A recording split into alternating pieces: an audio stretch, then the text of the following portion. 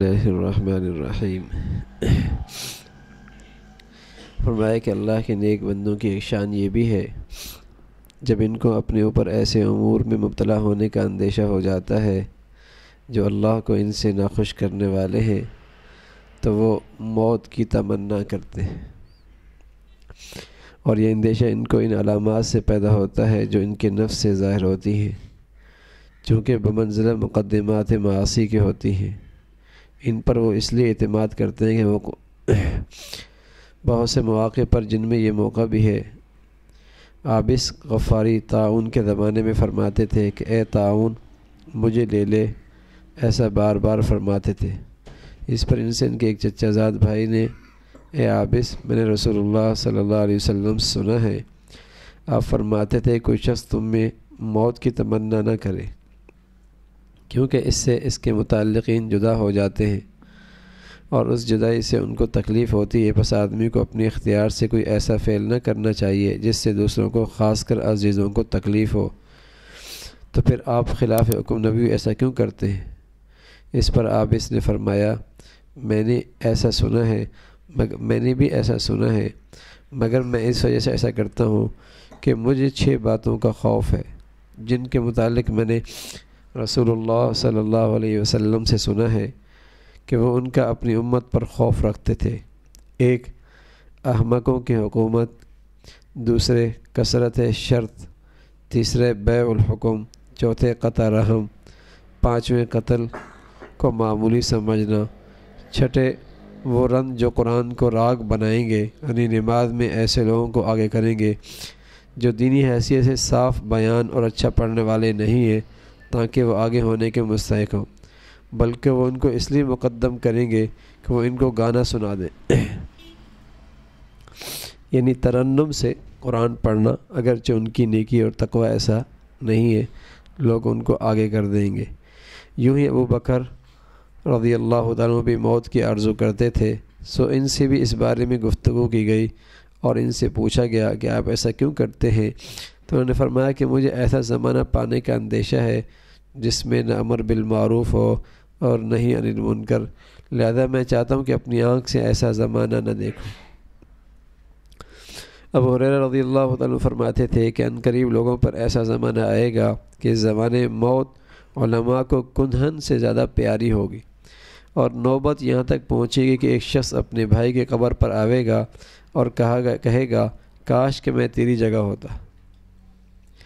یحییٰ بن معاذ فرماتے ہیں کہ جو شخص اللہ کی اطاعت کرتا ہے وہ موت کی تمنا نہیں کرتا، کیونکہ زندگی میں اس کا فائدہ یہ ہے کہ وہ جس قدر زیادہ زندہ رہے گا اتنی زیادہ اطاعت کرے گا، اور اطاعت میں اس کو اس قدر لذت آتی ہے کہ وہ اس کے ثمرات پر نظر نہیں کرتا، بلکہ وہ اطاعت ہی کو عین ثمرہ سمجھتا ہے۔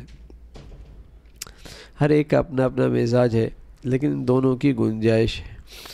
ایک موت کی تمنا اس لیے کرنا کہ میں گناہوں کے اندر مبتلا نہ ہو جاؤں، یہ بھی ٹھیک ہے، اور ایک زندگی کا شوق اس لیے رکھنا، موت کی تمنا نہ کرنا اس لیے کہ اللہ نے نیکی کی توفیق دے رکھی ہے، کچھ آخرت کا ذخیرہ کر لوں، یہ بھی مبارک۔ لیکن دنیا کی پریشانیوں کو سامنے رکھ کر موت کی تمنا کرنا بہرحال یہ برا ہے۔ ایک تو یہ نا، من احب لقاء اللہ احب لقاءہ، جو اللہ سے ملاقات کو پسند کرتا ہے اللہ اس کی ملاقات کو پسند کرتا ہے۔ یہ وہی ہے کہ اللہ سے ملاقات ہو جائے گی، محبت ہو جائے گی، گناہوں سے ڈرتا ہوں کہیں اللہ سے دوری نہ ہو جائے، ایسے موقع پہ تمنا کرنا بہت اچھا۔ یا اس لیے موت کی تمنا نہ کرنا کہ کچھ وقت اور مل جائے، آخرت کا ذخیرہ اور اکٹھا کر لیں، یہ بھی بہت اچھا۔ تیسری صورت یہ ہے کہ دنیا کی پریشانیوں سے پریشان ہو کر تمنا کرنا کہ مر جاؤں، یہ اچھا نہیں ہے دنیا کی پریشانیوں کو سامنے رکھ کر۔ عمر ابن عبدالعزیز رحمۃ اللہ علیہ جب کسی اچھے شخص کو دیکھتے تو فرماتے میرے لیے موت کی دعا کیجیے، کیونکہ مجھے اندیشہ ہے کہ زندہ رہ کر میں کسی بلا میں مبتلا نہ ہو جاؤں۔ ابو درداء رضی اللہ تعالیٰ فرماتے تھے کہ کوئی مومن ہو یا کافر، موت ہر ایک کے لیے بہتر ہے۔ مومن کے لیے تو اس لیے کہ اس سے اس کو آخرت کی نعمتیں ملیں گی، وما عند اللہ خیر للابرار، یعنی اللہ کے پاس جو کچھ ہے نیک لوگوں کے لیے بہت ہی اچھا ہے۔ کافر کے لیے اس لیے موت اچھی ہے کہ اللہ فرماتے ہیں کہ ہم ان کو اس لیے مہلت دیتے ہیں کہ وہ زیادہ گناہ کریں، اور ان کے لیے آخرت میں رسوا کرنے والا عذاب ہے۔ اس بنا پر ان کا جلدی مر جانا قلت گناہ کا سبب ہے، تو موت ان کے لیے بھی بہتر ہوئی۔ تو بہرحال موت بہرحال بہتر ہے انسان کے لیے بھی، اور سچ یہ ہے کہ دنیا والوں کے لیے بھی، مرنے والے کے لیے بھی بہتر ہے اور رہ جانے والوں کے لیے بھی بہتر ہے۔ اگر سبھی زندہ رہتے، کوئی نہ مرتا، تو کتنا مشکل ہوتی زندگی میں۔ آ تو رہے، جا کوئی نہیں رہا، کتنی مشکل ہوتی۔ تو جانے والے کے بھی مزے اور پیچھے رہنے والوں کی مزے، سہولت کا سلسلہ ہے۔ سفیان ثوری فرماتے تھے کہ ایک وہ زمانہ تھا کہ اس میں ہمارے مشائخ موت کی آرزو کرتے تھے، تو میں ان سے تعجب کرتا تھا کہ یہ کیوں آرزو کرتے ہیں۔ اب نوبت یہاں تک پہنچ گئی کہ اب میں ان لوگوں پر تعجب کرتا ہوں جو موت کو پسند نہیں کرتے۔ اگر اس زمانے میں سابق زمانے میں زمین آسمان کا فرق ہو گیا، وہ زمانہ تو ایسا تھا جس میں حیات موت سے بہتر تھی، وہ زمانہ تو ایسا تھا جس میں زندگی موت سے بہتر تھی، اور جو زمانہ اب ہے وہ ایسا ہے کہ اس میں موت زندگی سے بہتر ہے۔ عبداللہ بن مسعود رضی اللہ عنہ فرماتے تھے، دنیا کا صاف ستھرا زمانہ رخصت ہو گیا، گدلا خراب زمانہ رہ گیا، لہذا آج کل مسلمان کے لیے موت مثل تحفے کے مرغوب ہے۔ آج کل مسلمانوں کے لیے موت جیسے تحفہ مرغوب ہوتا ہے، پسندیدہ ہے، اسی طرح موت بھی اس کے ہاں پسندیدہ اور مرغوب چیز ہے۔ موت کوئی ایسی پسند کرتا ہے۔ عمر ابن عبدالعزیز رحمۃ اللہ علیہ فرماتے تھے کہ میں پسند نہیں کرتا کہ مجھ پر موت کی سختی میں تخفیف کی جائے۔ سنیے، فرمایا میں پسند نہیں کرتا کہ مجھ پر موت کی سختی میں نرمی کی جائے، کیونکہ وہ آخری شے ہے جس پر مومن کو اجر ملتا ہے۔ اللہ اکبر۔ ان لوگوں کی نظریں 100% آخرت پر ہوا کرتی تھی، 100%۔ تو کہہ رہے ہیں کہ مرتے مرتے بھی موت کی سختی رہے تاکہ اس کی برکت سے آخرت کا اجر اور بڑھ جائے۔ کیسے لوگ تھے؟ یعنی اس کے بغیر کوئی کمائی کا راستہ نہیں ہے آخر میں نا، یعنی آخر میں سب سے کمائی کا جو راستہ ہے وہ کیا ہے؟ موت کی سختی۔ تو کہہ رہے کہ میں اس سے بھی محروم نہ ہوں، یہ بھی اجر کما کے جاؤں۔ تو اس سے بات سمجھ میں آتی ہے بعض صحابہ کے بارے میں جو آتا ہے کہ موت کے وقت ان کی یہ کیفیت تھی، تو اللہ انہیں اور نوازنا چاہتا تھا، اللہ انہیں اور نوازنا چاہتا تھا۔ بس اوقات اللہ کے مقبول بندے بہت بیمار ہوتے ہیں آخری عمر میں۔ امام مالک رحمۃ اللہ علیہ، امام شافعی رحمۃ اللہ علیہ، یہ حضرات سخت بیمار رہے، سخت بیمار رہے، تو اللہ رب العزت انہیں اور نوازنا چاہتا تھا، اور نوازنا چاہتا تھا۔ تو مومن کے تو مزے ہی مزے ہیں، بشرطیہ کہ صحیح مومن ہو۔ تو کتنی بڑی بات ہے، آخرت کیسی ان کی زندگی کے اندر کیسی رچی بسی ہوئی ہے۔ فرمایا عمر ابن عبدالعزیز فرماتے تھے کہ میں پسند نہیں کرتا کہ مجھ پر موت کی سختی میں تخفیف کی جائے، کیونکہ وہ آخری چیز ہے جس پر مومن کو اجر ملتا ہے۔ اس کے بعد کوئی ایسا واقعہ پیش آنے والا نہیں جس پر اجر دیا جائے، تو میں اس سے کیوں محروم ہو جاؤں؟ اس وقت جس قدر بھی اجر مل جائے غنیمت ہے، جتنی کمائی ہو جائے۔ آخری سیزن کا آخری وقت ہے نا، جا رہا ہے سیزن، جا رہا ہے، یا شام ہونے والی ہے، بس دکانیں بند ہونے والی ہیں، جتنا لگ جائے اتنا ہی اچھا ہے۔ ہاں، تو یہ لوگ بھی عجیب لوگ تھے، یہ کہتے ہیں یہ جتنا لگ جائے اتنا اچھا ہے، جاتے جاتے بھی کچھ لے کے جائیں۔ سبحان اللہ، سبحان اللہ۔ ابو درداء رضی اللہ عنہ فرماتے تھے کسی بھائی نے کبھی کوئی ہدیہ مجھے ایسا نہیں بھیجا جو ہدیہ سلام سے زیادہ مجھے پسند ہو، بلکہ یہ ہدیہ سلام مجھے ہر ہدیہ سے زیادہ پسند ہے۔ سلام، السلام علیکم، اسے میرا سلام کہہ دینا، یہ جو ہدیہ مجھے بہت پسند ہے.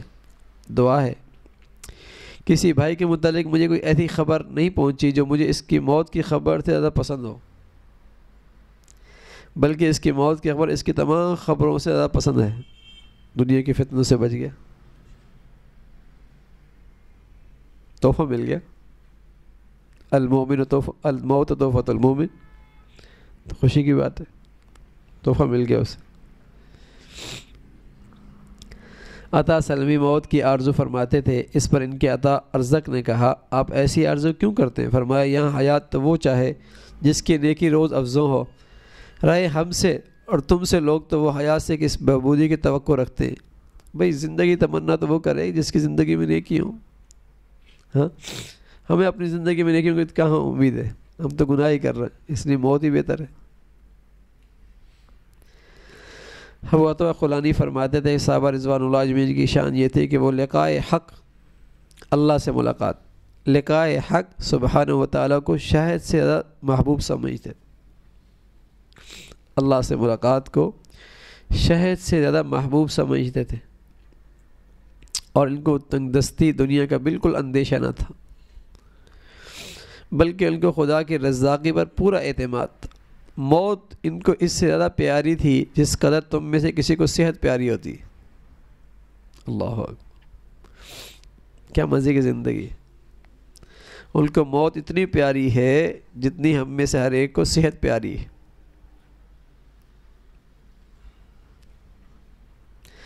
عبداللہ مبارک فرماتے تھے میں نے سال تسری سے دریافت کیا کہ آپ اس کو پسند کرتے ہیں کل ہی مر جائیں؟ انہوں نے فرمایا نہیں، بلکہ میں تو یہ چاہتا ہوں کہ ابھی مر جاؤں.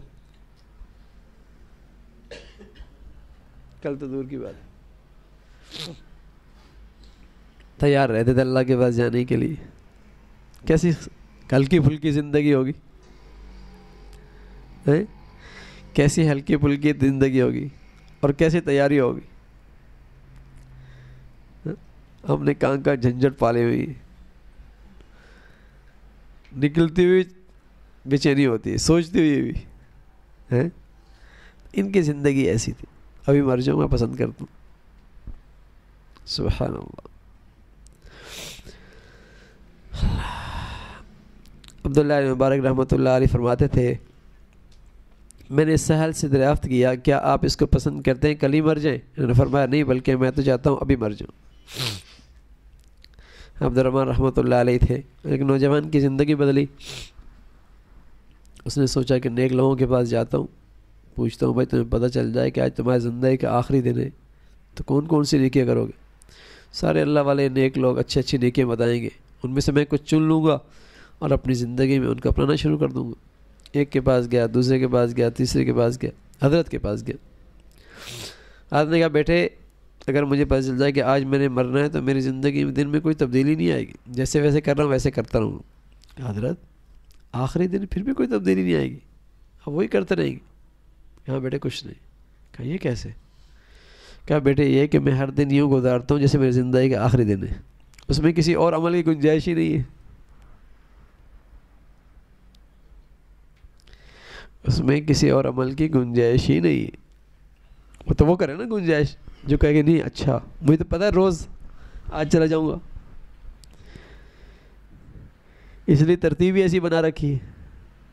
یہ ہے زندگی کا مزہ. ابھی اللہ بلا لے ٹھیک ہے.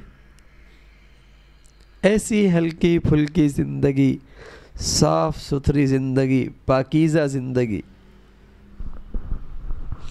مزے کی زندگی کا مزہ یہ ہے. دل صاف، زبان صاف، آنکھیں صاف. میرا دل کسی کے سامنے پلیٹ میں رکھ دو، اف کیا گندگی بھری ہوئی ہے، کیا گندگی بھری. تو ٹھیک ہے دنیا تو نہیں دیکھ رہی، پردوں میں اللہ نے چھپا رکھا ہے، اللہ تو دیکھ رہا ہے کیا گندگی بھری ہوئی ہے اس میں. ہاں کیا گندگی بھری ہوئی. تو دل صاف. ابھی اللہ بلائے ابھی وَحُصِّلَ مَا فِي الصُّدُورِ، اللہ دلوں کی کہانیاں کھول دے گا، جو کچھ ہوگا سامنے پلیٹ میں آ جائے گا، تخت. تو ہلکی پھلکی زندگی، ابھی اللہ بلا لے ابھی جانے کے لیے تیار. یہ سفیان ثوری فرماتے تھے ہم نے وہ زمانہ دیکھا ہے کہ لوگ امراض اور مصائب سے اس خیال سے ڈرتے تھے کہ مبادا ان میں پھنس کر ہم کو حکم الہی برا معلوم، پس وہ ان سے مرض اور مصیبت ہونے کے سبب نہ ڈرتے تھے، بلکہ اس بات سے ڈرتے تھے جو احتمالاً ان میں ہوتی تھی۔ اب یہ حالت ہو گئی کہ ہم حب دنیا کے سبب خود مرض اور مصیبت مبغوض سمجھتے۔ فرمایا پہلے لوگ جو بیماری اور تکلیف کو ناپسند کرتے تھے وہ صرف اس وجہ سے، کہیں ایسا نہ ہو کہ اس آزمائش میں مبتلا ہو کر کہیں اللہ کے اس حکم کے بارے میں ہمارے دل میں کمی نہ آ جائے، کہیں ناشکری نہ آ جائے، صرف اس وجہ سے ڈرتے تھے، اس مرض سے بس۔ لیکن فرمایا اب تو دنیا کی محبت اور دنیا کی صحت کی وجہ سے، دنیا کی محبت دنیا کی صحت کی وجہ سے لوگ بیماریوں سے نفرت کرتے۔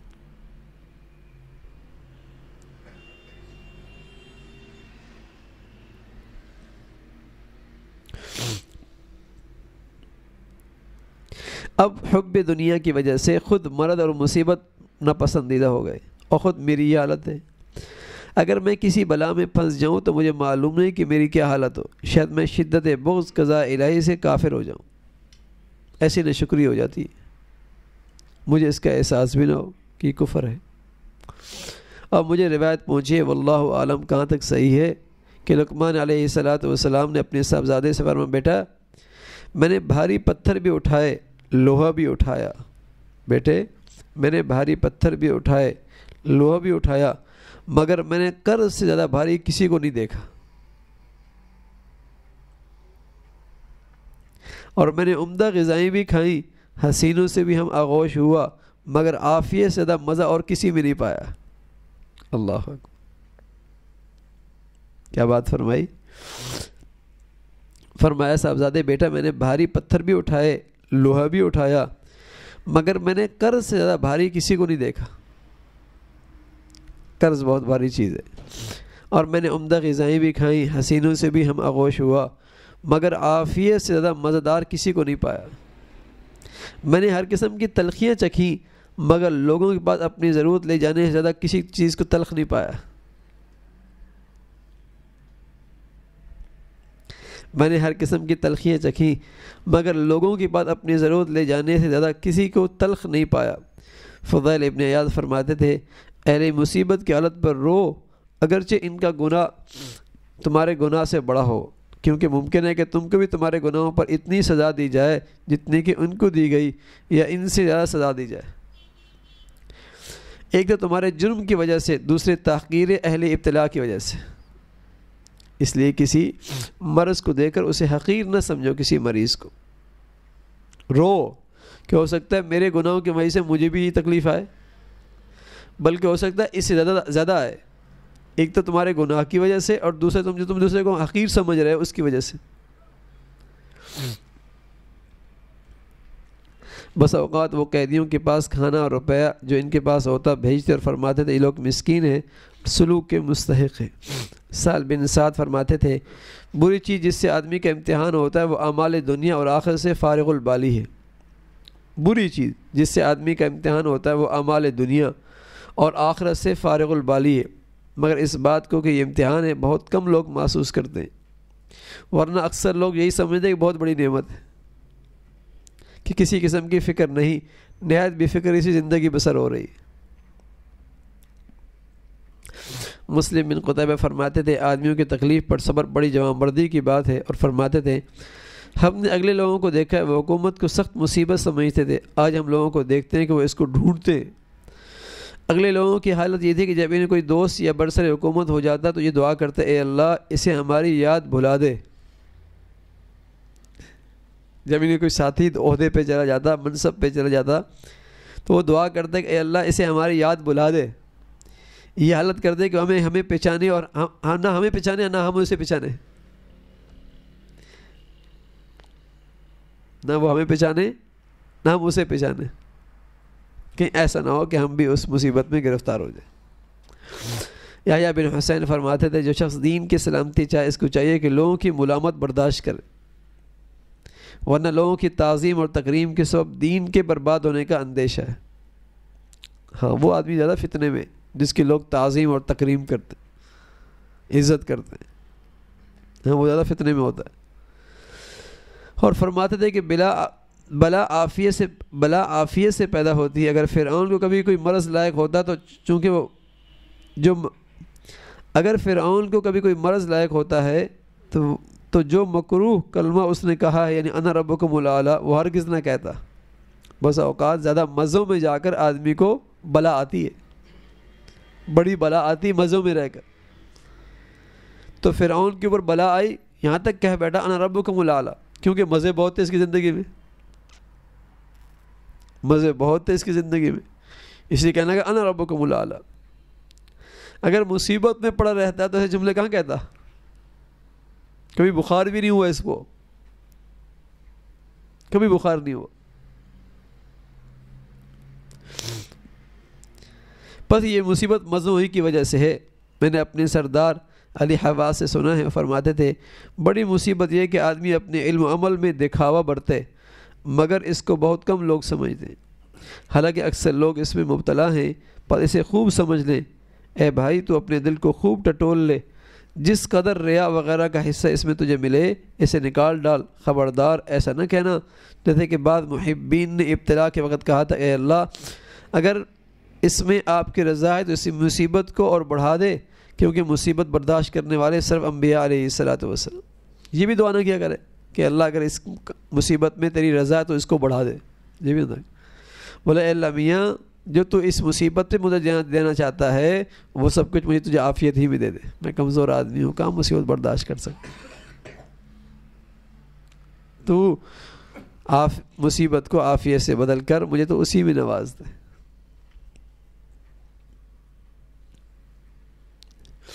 امام شافعی رحمۃ اللہ علیہ مرض بواسیر میں مبتلا تھے اور رات دن مسوں سے خوب ٹپکتا تھا, حتیٰ کہ وہ اس درس حدیث کے لیے بیٹھتے تھے تو تشت آپ کے نیچے ہوتا تھا, برتن جس میں خون ٹپکتا رہتا تھا. ایک روز آپ نے فرمایا اے اللہ اگر اس میں آپ کی رضا مندی ہے تو مجھے اس میں ترقی فرمائیے. جس کو شیخ الاسلام مسلم بن خالد زنجی نے سنا تو آپ نے انہیں ڈانٹا, فرمایا بس کرو, ایسا دعا نہ مانگو بلکہ اللہ سے عافیت کی دعا کرو, کیونکہ ہم تو اور تم لوگوں میں سے نہیں ہیں جو مصائب کے متحمل ہو سکے. ہم تم لوگوں میں سے نہیں. ابو بکر صدیق رضی اللہ تعالیٰ عنہ اپنے خطبے میں فرماتے تھے لوگو اللہ سے عفو اور عافیت کی درخواست کرو, کیونکہ مومن کو اسلام کے بعد جو سب سے بڑی دولت ملتی ہے وہ معافی اور عافیت کی ہے. اس وقت ہم اس قدر اس پر اکتفا کرتے ہیں کہ اللہ سے عافیت مانگنی چاہیے, اللہ سے عافیت مانگنی چاہیے, لیکن کسی بھی مصیبت زدہ کو دیکھ کر کبھی اسے حقیر نہ سمجھے. پتہ نہیں اللہ کتنا اسے اونچا لے کے جانا چاہتا ہے, اللہ اسے کتنا اونچا لے کے جانا چاہتا ہے. اللہ بھائی ہم سب کو بھی موت کی تیاری کی توفیق نصیب فرما دے. بس نستغفر اللہ و نتوب الیک, نستغفر اللہ و نتوب الیک, نستغفر اللہ و نتوب الیک. اللہم انا نسألک العفو والعافیت فی الدنیا والآخرہ. اللہم انا نسألک العفو والعافیت فی الدنیا والآخرہ. نستغفر اللہ, نستغفر اللہ, نستغفر اللہ. سبحان ربک رب العزة عما یصفون وسلام علی المرسلین والحمد للہ.